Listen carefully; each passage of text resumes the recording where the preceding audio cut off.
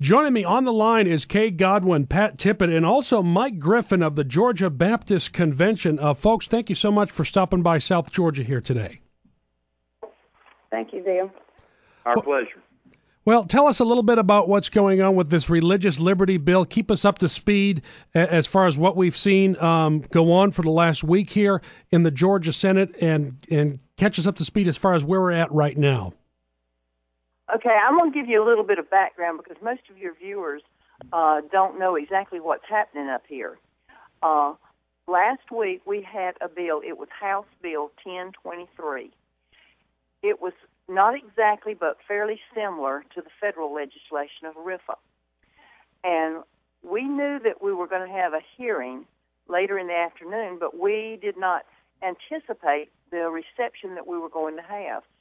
And it seems as though the word had gotten out to the lesbian, gay community, and they come up in droves to testify at that hearing.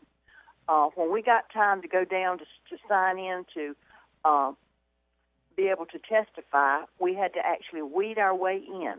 We stood for about 2 hours in the heat.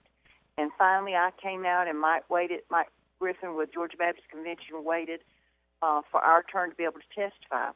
The first problem came when we realized the next day that they were not going to continue to have a hearing. So therefore, our voice as the religious right or the constitutionalists was not going to be heard, that bill was being killed. So then we immediately went over to the Senate where Senator Josh McCoon had introduced a bill. It was Senate Bill 377. And it had gotten out of his committee and was going to rules. And we just assumed when you have a supermajority of Republicans that we would be able to get that bill out with no problem. So we went and set in rules, and it was very evident at the end of the day that we were not going to get that bill out. And so the next day, which was Wednesday, we began to start lobbying the different senators on the Rules Committee to get someone to ask for that bill to come out of rules so that it would be able to go on the floor for a vote, because we knew we were running out of time. We knew that yesterday, on Monday, we knew that Monday would be the last day, and if we didn't get the bill out, it was very likely killed for the year. So we went into rules, we waited, and then we were told that there was going to be a 30-minute delay. We realized at that time that there was going to be there was a problem, but we didn't know what it was. So we sat there, not knowing whether anybody was going to ask for this bill to be brought up and added to the rules calendar or not. Finally, probably close to two-thirds time in the meeting, Senator Judson Hill did ask for the bill to be put on the rules calendar for Monday. But at the very end of the meeting, the chairman of the Rules Committee, Senator Jeff Mullis, asked for the bill to be taken off. We didn't find out until a little bit later why it was asked to be taken off. And it was the fact that Coca-Cola, Home Depot, Delta, and some of the big corporations had actually gone in that 30-minute time slot and had told them they wanted the bill taken off. What that means is the fact that the conservative, constitutionalist, religious people of our state were totally ignored, and their voice was pushed to the very bottom. Who had the influence in our state is corporate America and the radical left. It's interesting. That is extremely important because we're the ones, as the grassroots of Georgia, are basically your Christians. And the truth is, a lot of these elected officials, evangelicals, are responsible for putting them in those seats. We're the ones that put them there. And absolutely. And they represent us. And it doesn't sound like they're representing us. They're representing different entities here. Oh, absolutely. There is absolutely no doubt about it. They made a conscious choice to go to the side of corporate America and the radical left. And so the vote come up yesterday for a vote on the floor, and we held out hope that they would have another Rules Committee or a supplemental calendar, and they would be able to add our bill, Senate Bill 377, onto it. That did not happen. So with that being said, I'm going to let Mike Griffin with the Georgia Baptist explain to you a little bit more about the ramifications of that and how that's going to really affect us. Excellent. Mike, thank you so much for stopping by. Mike Griffin from the Georgia Baptist Convention representing public affairs. Mike, what do the Southern Baptists throughout the state of Georgia, what do they need to be aware of, and how are you going to be able to get this message to them? Well, thank you very much for giving us this opportunity today. The bill simply is a religious liberty bill. It mirrors the legislation that was passed in 1993 by then President Bill Clinton. And, of course, the bill through the years by way of those different state legislatures that have passed what they call state RIFAs has changed a little bit because there have been various court cases dealing with it throughout time, so the language has been somewhat perfected through the years. 18 states already have additional protection for religious liberties on a state and local level. Georgia is one of those states that has not passed that. And I think 26 to 29 different states use religious liberty type of information by way of their laws that they help protect entities. But this bill was totally hijacked by the LGBT community to be messaged as a Jim Crow law against those types of individuals. And this bill it's not about prejudice or discrimination, except the prejudice and discrimination that is being brought against people of faith. We know that across the country, while we haven't had any particular cases that have come to notoriety in the state of Georgia, there have been those cases that are related to zoning ordinances, children not being able to communicate their faith in schools, whether it would be a florist or a photographer or a baker that felt that he could not participate in some type of marriage ceremony that violated his religious conscience. These have been happening across our country. This should have been a very, very easy thing. And I think what's most discouraging here is that we have leadership here at the Capitol that is primarily, of course, Republican, that has always proclaimed their stand on religious liberty. It's going to be hard for them to continue to do that if they can't pass a bill that just simply, in the last few days, has come to the point that we're just going to use the original language that was mirrored pretty much in the 93 bill that was passed in Congress.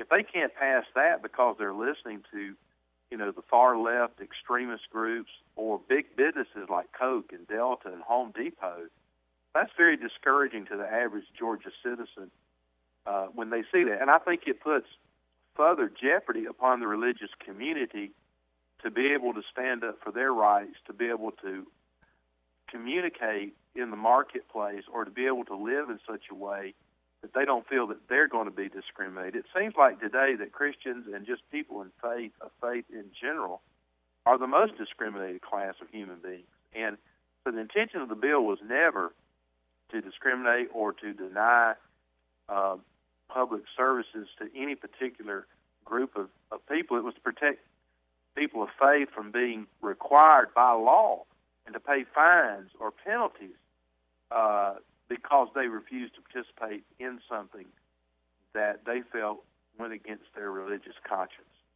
Mike, I go to a Southern Baptist church in Vidalia, Bucky Kennedy's church, First Baptist Church. There's many people listening here that are Southern Baptists in the state of Georgia.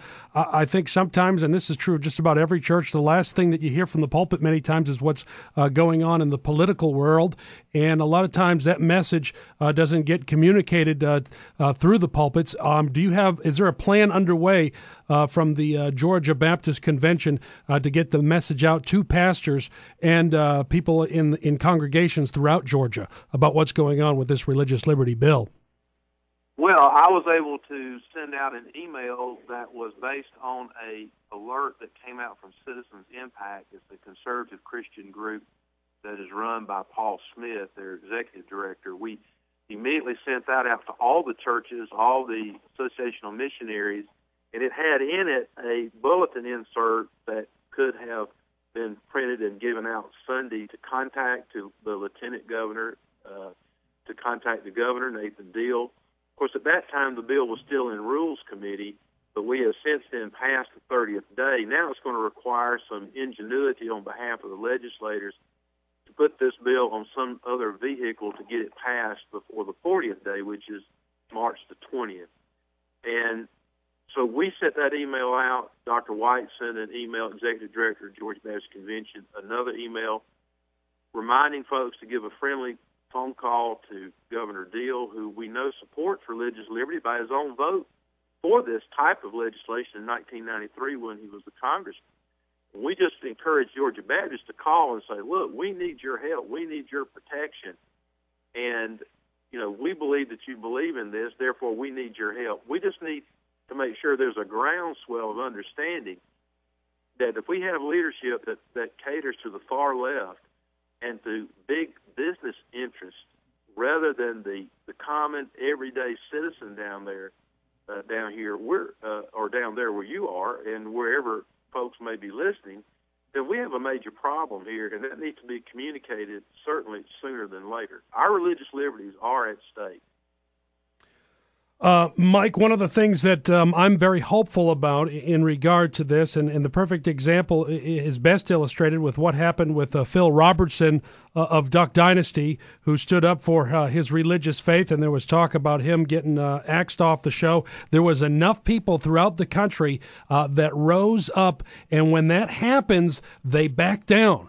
They will back down if enough people rise up, and I believe the same thing can happen in Georgia for sure if there's enough people that's going to rise up and oppose this. And it's also worth noting, last time I talked with Josh McCoon, there's a groundswell of support from the Catholic community, from the Mormon community, from the Jewish community, several different religions out there that really would like to see this bill passed and religious liberties protected. Well, listen, just Georgia Baptists alone, 1.4 million. Catholics in our state, 1.1 million.